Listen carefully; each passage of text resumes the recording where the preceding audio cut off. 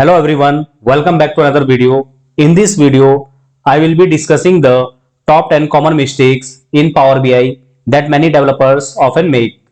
We will look at what goes wrong, the incorrect and correct practices, and how to fix them. As a Power BI developer, it is important to avoid these mistakes to ensure your reports are efficient, accurate, and professional. So watch the video till the end.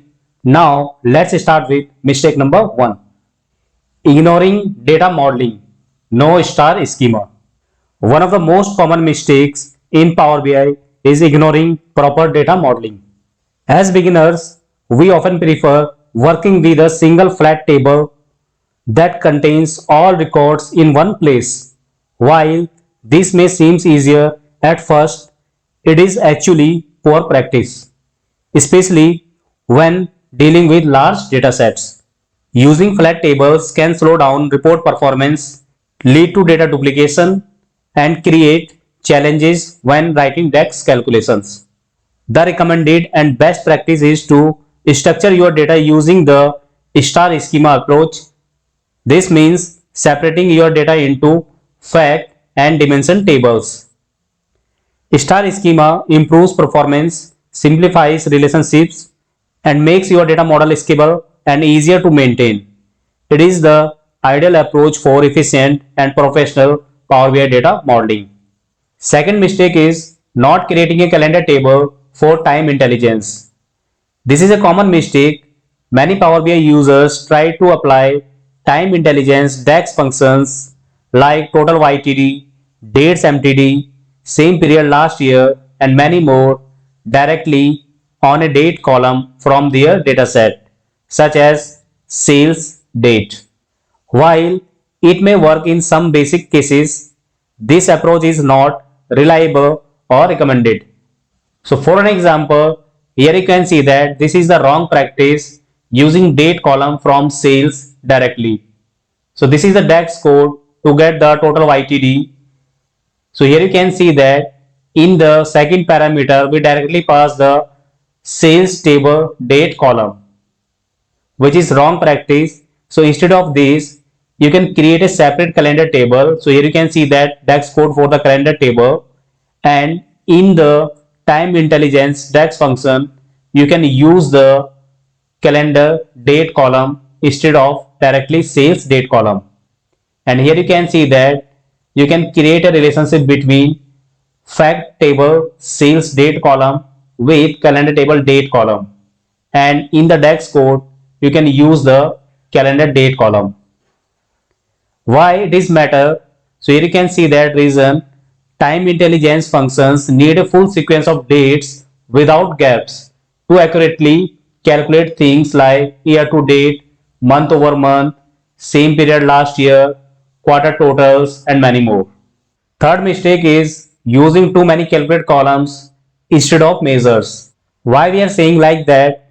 Because calculate column are used to create new data at the row level, but they are stored in the data model, which increases file size and slow down performance.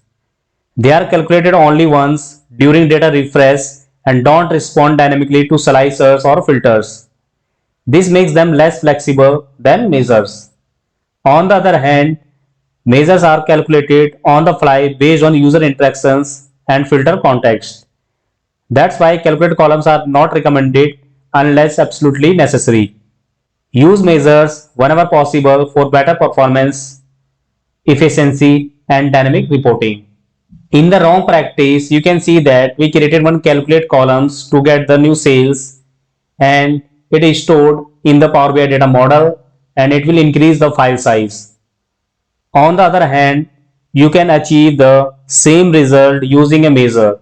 Always try to use measures whenever possible because measure always execute at the runtime and they are more dynamic and efficient compared to calculate columns. Fourth mistake is ignoring data types and formatting. This is a common mistake. Many times you will notice fields like postal code, mobile number, or even date columns in your data set are set as text data type. In some cases, even numeric or date values may incorrectly appears as text. This can lead to incorrect calculations, broken visuals, or errors in your report. To avoid such issues, always assign the correct data type to each column. Proper data type ensures accurate result, smooth filtering, and error-free report performance. So here you can see that wrong practice using text for a numeric sales column. And this is the right practice. Set correct data types in Power Query or model view. And why it is matters? Because wrong types affect visuals, aggregation, and filters. Fifth mistake is no use of tooltips, titles, or labels in reports. See the mistake: creating reports with no guidance to the users. See the first screenshot, which is wrong practice: visuals with no labels or explanation. And if you notice here, there is no x-axis, y-axis, and report title. And also there is no data labels values for the visual. And in the second screenshot, you can see the right practice. Here you can see that x-axis, y-axis, and report title, so that user can easily understand what we are showing in x-axis and what we are showing in y-axis. And also user can see the data labels, so it helps user to understand the sales amount against the each customer ID. Why it is matter? A good report should tell a story, not confuse users. Next mistake we have: publishing without optimizing the model. Here you can see that mistake: publishing large, slow models with unused columns and tables. Here you can see that wrong practice: keeping unnecessary fields in the model. Many times we load all the columns into Power BI but only use a few in the report. Also we create many measures but use only some of them. Since column takes space in the data model, keeping unused columns can slow down the report, especially if the data is large. So before publishing, clean your model, remove or hide the columns you don't need. This will make your report faster, lighter, and easier to use. In the screenshot, you can see that 14% unused columns we have in the report, which is taking 1.2 megabyte space. Out of 9, we have 4 unused measures in the report. So here you can see that right practice: before publishing them, remove unused columns or tables, hide helper columns, rename fields with user-friendly names. And why it is matter? Because clean models are faster, easier to use, and more professional. Seventh mistake is not using row level security when required. See the mistake: everyone sees the same data even when access should be restricted. So why RLS is required? Because it ensures that each user sees only the data they are allowed to see, like their own region, department, or sales. This keeps the report secure and relevant for each user. See the wrong practice: sharing reports without data level security. And what is right practice? Set up RLS using roles and DAX filters. And here you can see that example. In a sales report, Canada region manager should only see Canada data. So apply RLS based on user region mapping. And why it is matters? Secure sensitive data and customize experience per user.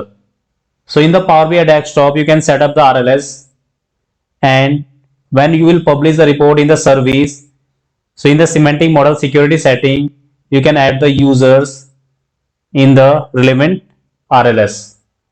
Eighth mistake is not using performance analyzer to debug slow reports. See the mistake: report runs slow and user doesn't know why. Here is the wrong practice: you are just guessing the error without knowing the exact root cause. So how performance analyzer help you here? Performance analyzer in Power BI is a tool that helps you identify which visuals or DAX queries are slowing down your report.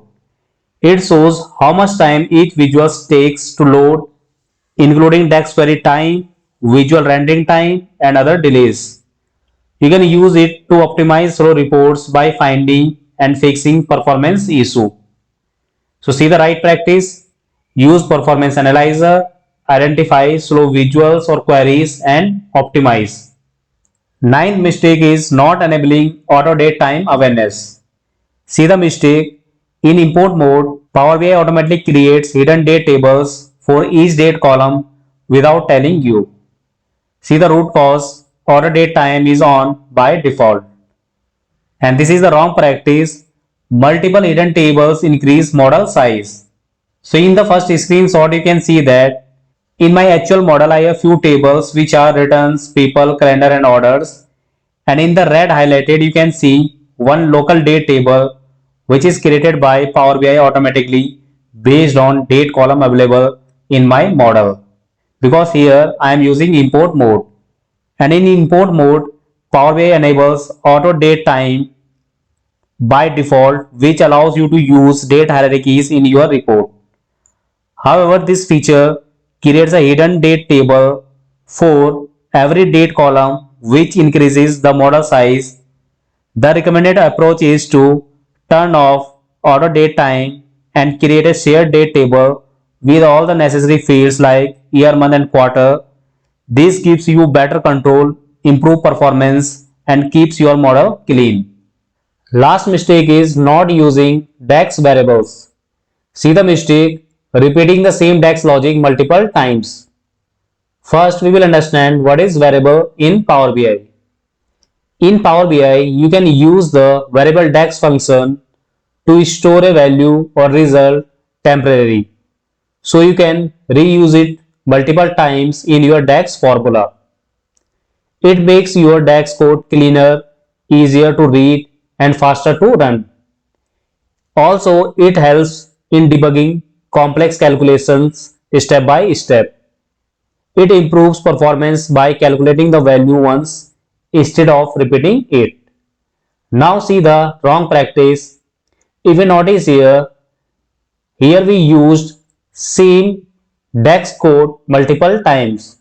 Sum of sales amount and again here you can see that sum of sales amount. And now look into the right practice.